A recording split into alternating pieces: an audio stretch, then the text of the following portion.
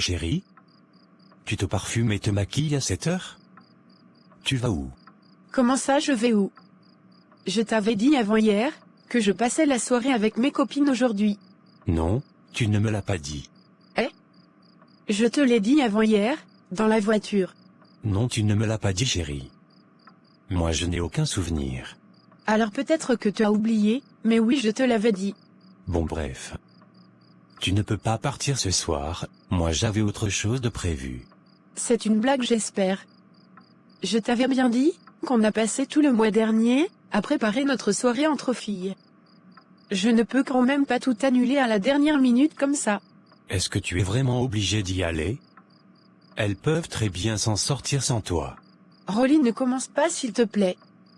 De toute façon, j'habite ici. Donc même demain soir, je serai là pour toi. Pour l'instant laisse-moi aller profiter avec mes copines s'il te plaît. Surtout que je t'avais déjà prévenu en plus. Tu dis que demain tu seras là, mais tu sais que ce n'est pas vrai. Trop souvent, quand j'ai besoin de passer du temps avec toi, tu as toujours des excuses. Et puis tes amies là, elles ne savent pas que tu es marié? Être marié, ne signifie pas que je ne peux plus profiter de ma vie. Donc je n'ai plus le droit d'avoir des amis? Je dois tout faire avec toi? Ce n'est pas ce que j'ai dit. Je te connais bien, Rolly. Tu es trop possessif. Tu sais combien de femmes mariées aimeraient avoir un mari attentionné? Un mari qui les considère? Qui les respecte? Mais toi, tu me négliges à chaque instant. Et c'est reparti. Chaque semaine, il faut que tu passes des soirées avec tes copines. Et même quand tu es à la maison, tu es toujours au téléphone avec elles.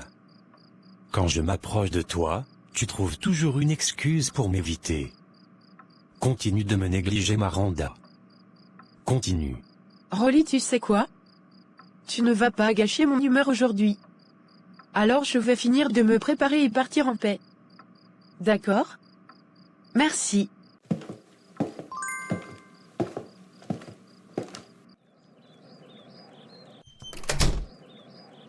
Ah chérie, tu rentres tôt aujourd'hui. Je suis contente. Oui, je suis vraiment fatigué. Sers-moi à manger s'il te plaît. Tu ne m'embrasses même pas? Tu ne veux même pas savoir comment s'est passée ma journée? Tu demandes tout de suite à manger. S'il te plaît, Elsa. J'ai passé une longue journée, j'ai très faim. On verra le reste après. C'est moi qui pourvois la nourriture dans cette maison. Alors quand je demande à manger, tu dois le faire rapidement. Dépêche-toi s'il te plaît. Je vais me changer. Quand je reviens, j'aimerais trouver mon repas déjà bien servi sur la table.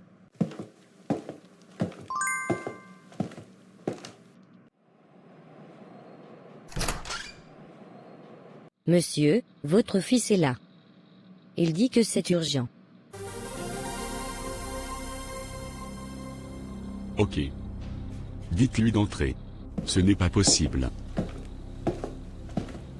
Bonjour papa. Qu'est-ce que tu veux, King? Je t'avais interdit de venir à mon bureau. Si tu as besoin de moi, tu sais où j'habite. Et même là-bas, il sera mieux que tu ne viennes pas tout le temps. Papa, ça fait déjà plusieurs semaines, depuis que je t'ai dit, que j'avais besoin d'argent, pour payer mes cours à l'université. Mais tu ne veux toujours pas me le donner. Dis-moi comment je vais faire maintenant. J'étais censé finir l'université, depuis longtemps. Mais jusqu'à aujourd'hui j'y suis encore, parce que tu ne veux pas m'aider. Premièrement, tu n'as pas 12 ans. Tu es déjà assez grand pour travailler. Je ne peux pas tout faire pour toi. Eh bien si tu acceptais de m'engager ici, je ne serais pas sans emploi en ce moment. Toi tu fais des études en architecture. Tu veux que je t'engage ici, pour que tu travailles à quel poste? Mais, tu as beaucoup de contacts qui peuvent m'aider papa. Et même ici, je peux faire un petit job. J'envoyais déjà $100 à ta mère tous les mois, pour faire les courses. C'était plus que suffisant.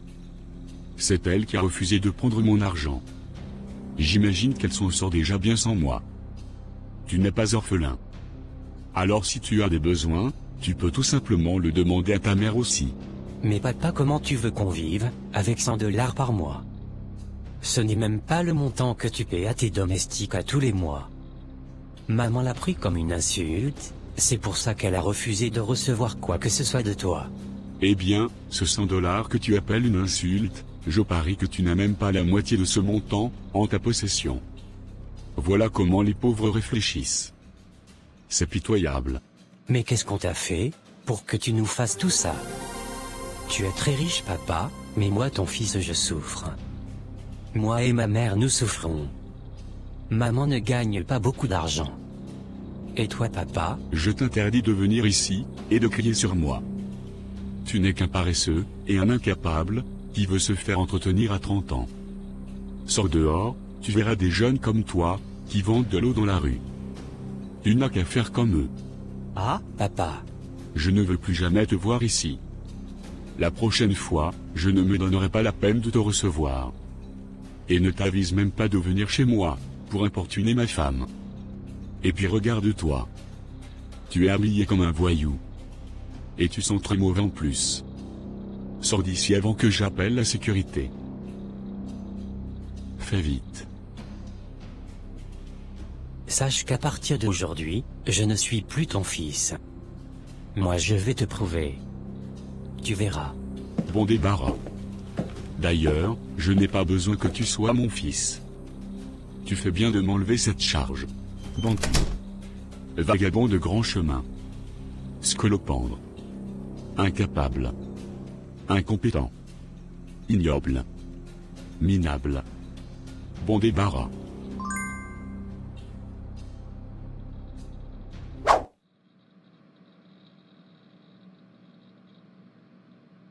Ça va mon amour? Tu as l'air un peu stressé. Mais c'est encore cet incapable de King. Qu'est-ce qu'il a encore fait ton fils? Il est encore venu dans mes bureaux pour m'importuner. Toujours à vouloir se faire entretenir, lui et sa mère. Mais chérie, toi aussi. C'est quand même ton fils. Tu n'es plus avec sa mère, mais tu te dois quand même de prendre soin de lui. C'est déjà un grand garçon chéri. Il doit se battre seul. Tu sais ce qu'il a osé me dire? Il me dit de l'oublier, car il n'est plus mon fils. Il pensait que j'allais le retenir? Il a bien fait. Bon débarras. Ne dis pas ça chérie. Mais c'est la vérité. Moi tout ce qui m'intéresse c'est toi mon amour. Et notre futur bébé, que tu vas bientôt porter dans ton sein. Ah mais je ne suis pas encore enceinte. Oui, mais bientôt tu le seras. Mais sérieusement chérie. Tu dois prendre soin de ton fils. Ce que tu fais n'est pas correct devant Dieu. On parlera de ça après. Montre-moi d'abord la surprise que tu avais préparée pour moi. D'accord. Viens avec moi dans la cuisine.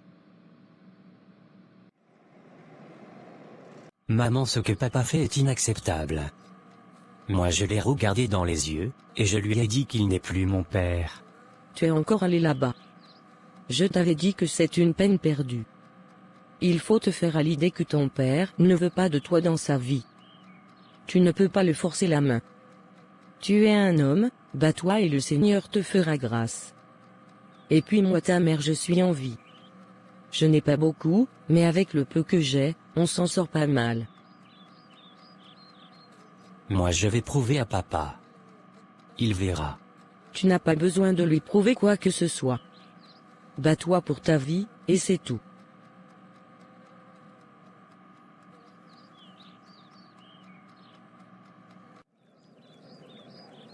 Bon chéri, je dois y aller.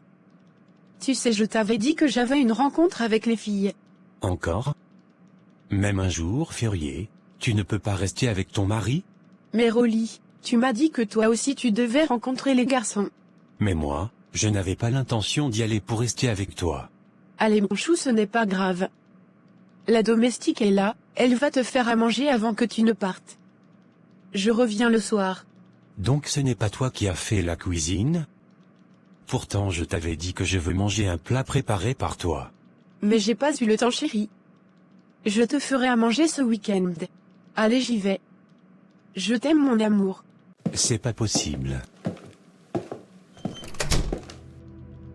Excusez-moi monsieur, madame ne m'a pas dit ce que je devais faire à manger aujourd'hui. Je ne sais pas. Fais tout ce que tu trouves. Je vais me reposer, je ne veux pas être dérangé. D'accord monsieur.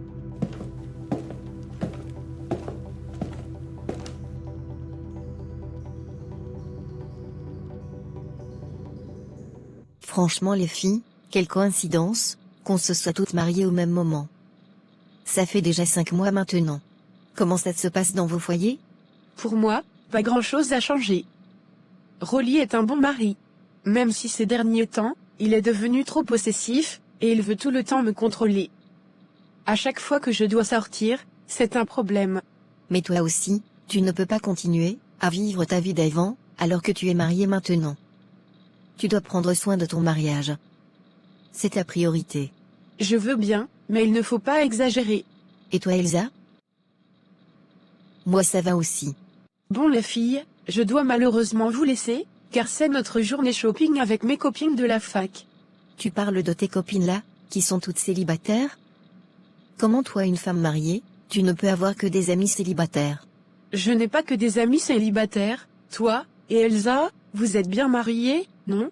Mais nous, on ne se voit pas aussi souvent que tu vois les autres. Mina, arrête s'il te plaît. Je t'entends parler, et on dirait que c'est Rolly qui parle. Bisous les filles. Elsa, tu es sûre que ça va? Grande sœur, je ne voulais pas te le dire devant Maranda, mais ça ne va pas trop chez moi. Qu'est-ce qui se passe? Mon mari a complètement changé. Franchement, je ne le reconnais plus, depuis qu'on s'est mariés, il est devenu quelqu'un d'autre.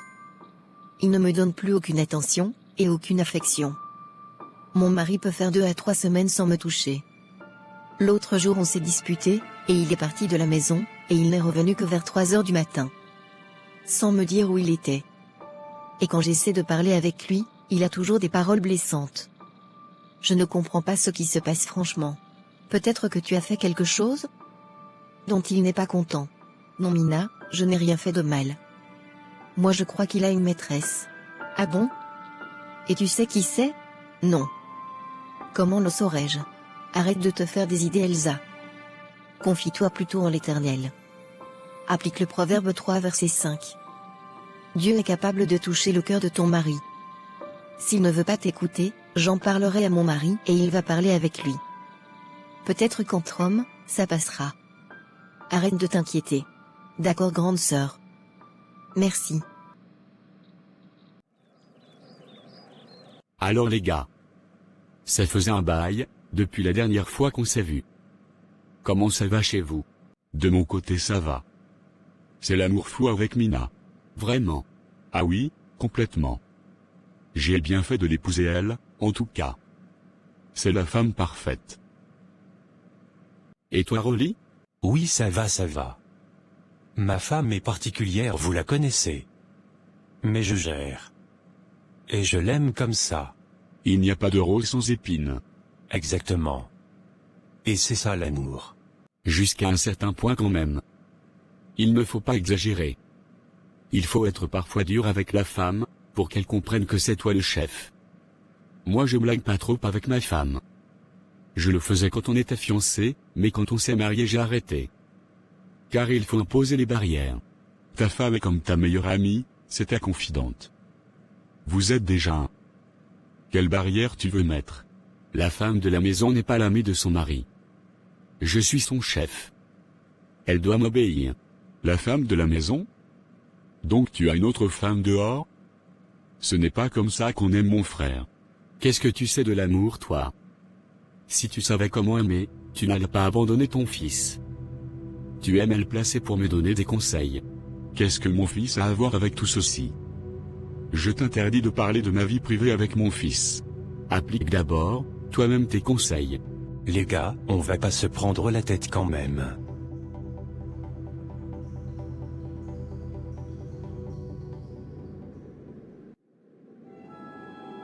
Oubla. Oubla. Oubla, oulala. Je suis le grand maître Tchofakoukou. Que veux-tu que le grand maître fasse pour toi, jeune homme? Grand maître, on m'a parlé de vous. On m'a dit que vous rendiez les gens riches. Je veux être riche. Je veux être tellement riche, que tous ceux qui se sont moqués de moi, viendront à mes pieds. Tous ceux qui m'ont humilié seront sous mon pouvoir. Je veux devenir riche grand maître.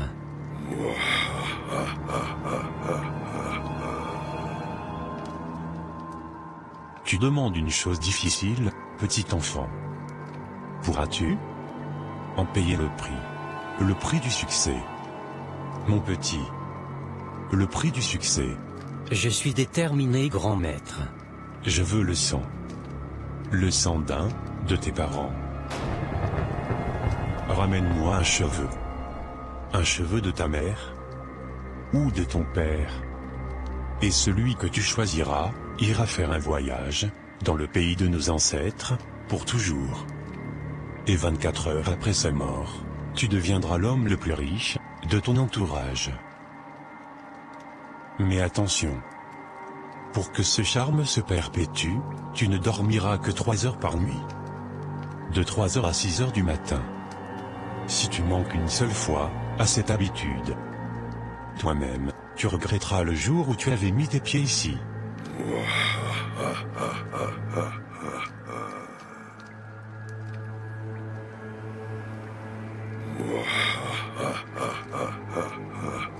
D'accord. J'accepte.